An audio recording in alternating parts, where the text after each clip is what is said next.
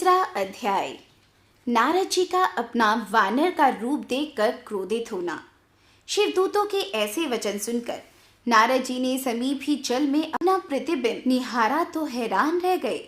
अपना वानर का रूप देखकर क्रोध के वशीभूत हो गए। तब तो नारद जी ने सबसे पहले समीप खड़े दोनों शिवदूतों को शाप दे दिया कि तुमने ब्राह्मण रूप होकर मेरी हंसी उड़ाई है, इसी वजह से तुम ब्राह्मण कुल में उत्पन्न होकर घोर राक्षस हो जाओगे। शाप सुनकर दोनों शिवदूत वापस चले आए। नारद जी अपने असली स्वरूप को प्राप्त करके तो कुछ न पूछो कि कितने क्रुद्ध हुए। उनके क्रोध का कोई ठिकाना न था। उन्होंने अपने हृदय में निश्चय किया कि आज तो मैं विष्णु भगवान को श्राप दे ही दूंगा या फिर अपने शरीर को त्याग दूंगा। ऐसा दृढ़ निश्चय करके जब नारद जी विष्णु लोक में भगवान श्री विष्णु जी के पास पहुंचे तो उन्होंने भगवान को विश्व मोहिनी के पास बैठा देखा। नारद जी को आते हुए देखकर विष्णु जी ने नारद जी से कहा कि कहिए ऋषिराज, आज तो आप बहुत दुखी प्रतीत हो रहे हैं। भगवान विष्णु जी के ऐसे वचनों ने नारद जी की क्रोधाग्नि में घी का कार्य किया। नारद जी क्रोध कर अहंकार सहित बोले, नारायण आप बड़े छलिया हो। अमृत बांटते समय मोहिनी रूप धरकर दैत्यों के साथ छल करके मदिरा का पान कराया और उनसे अमृत कलश छीन लिया। जालंधर के साथ छल करके उसकी स्त्री के सतीत्व को डिगा दिया तथा भोले शंकर को विषपान कराया। स्वयं मणि तथा लक्ष्मी को ले लिया। भगवान श्री शिव जी ने तुमको सबसे बड़ा बताकर अत्यंत भूल की है। तुमने सर्वश्रेष्ठ होने के अहंकार वश ये सब अनर्थ किए हैं। तुम हर तरह से स्वतंत्र हो तथा ये भी जानते हो कि आपको दंड देने वाला कोई नहीं है। आज मैं तुमको घोर श्राप देता हूँ जो कि कदापि असत्य न होगा। तुमने मनुष्य रूप होकर मुझे अपमानित किया है, इसी रूप में तुम राजा होगे तथा स्त्री वियोग में मेरी ही भांति विरह पीड़ा भुगतोगे।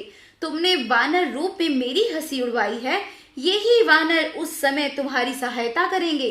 इस प्रकार नारद जी ने विष्णु भगवान को श्राप देकर अपना क्रोध शांत किया। नारद जी का श्राप सुनकर भगवान मन मन मुस्कुराते रहे। भगवान शिव की ऐसी इच्छा जानकर उन्होंने शाप को ग्रहण कर लिया। अपनी माया से उसी समय नारद जी को मुक्त किया। माया से रहित होते ही महारूपी विश्व मोहिनी वहां से अदृश्य हो गई। तब तो नारद जी को अंतरात्मा द्वारा ज्ञान हुआ तो वे अपने मन में बहुत पछताने लगे कि ये मैंने क्या किया। अपने काम के वशीभूत होकर त्रिलोकपति को श्राप दे डाला। अहंकार वश अपना खुद ही यश गान किया। फिर तो नारद जी हरि चरणों में गिरकर क्षमा याचना करने लगे। हे प्रभु, मुझे क्षमा करो। मैंने भगवान त्रिलोचन की माया के वशीभूत होकर ये अनर्थ किया है। मुझे इस पाप से मुक्ति का कोई उपाय बताकर इस दास पर कृपा दृष्टि कीजिए। नारद जी के द्वारा क्षमा याचना के ऐसे वचन सुनकर भगवान विष्णु ने अपने चरणों में पड़े श्री नारद जी को उठाकर बड़े प्रेम से अपने गले लगाया और मधुर वाणी द्वारा कहने लगे, हे नारद जी, तुमने भगवान शंकर का कहा नहीं माना। ये सब उसी का परिणाम है। वह पार ब्रह्म सच्चिदानंद सत्व रज तम से दूर है, निर्गुण निर्विकार है। उन्हीं के वरदान से मैं सर्वश्रेष्ठ बना हूँ। इसलिए हे नारद, तुम भगवान श्री शिव जी का ध्यान करो। मेरा उनसे अनन्य प्रेम है। शिव भक्त मेरा अत्यंत प्रिय होता है। शिव द्रोही मुझे सपने में भी नहीं पा सकता। इसलिए तुम भगवान शंकर जी को अपने हृदय में स्थान देकर उनकी नगरी काशीपुरी चले जाओ। वहां जाकर समस्त संशय का त्याग करके श्री शिव की उपासना करो। उन्हीं के गुणानुवाद का बखान करो। शिव नाम के स्रोत का पाठ करो।